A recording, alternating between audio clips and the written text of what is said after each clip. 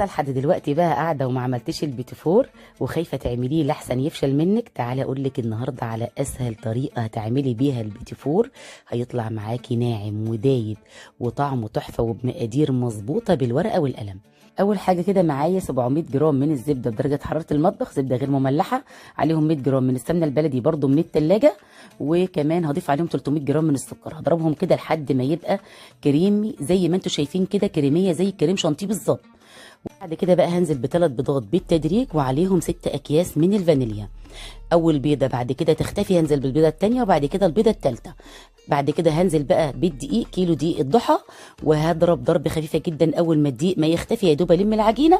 وبعد كده اقسم بقى العجينه واضيف على نص العجينه 3 معالق كبيره من الكاكاو الخام ومعلقه من الزبده، وهضربها لحد ما الزبده تختفي تماما وتبقى جاهزه معايا. اجيب بقى القمع كده بتاع بلح الشام، البلبله بتاع بلح الشام اللي هي المتوسطه، وهشكل بقى العجينه كده. احط يعني حته عجينه ما تكونش كتيره قوي عشان تتشكل معايا بكل سهوله.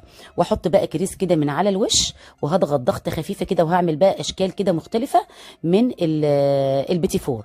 وهدخلهم بقى الفرن على درجه حراره متوسطه لحد ما ياخد بس لون ذهبي من فوق ومن تحت، اخرجه على طول.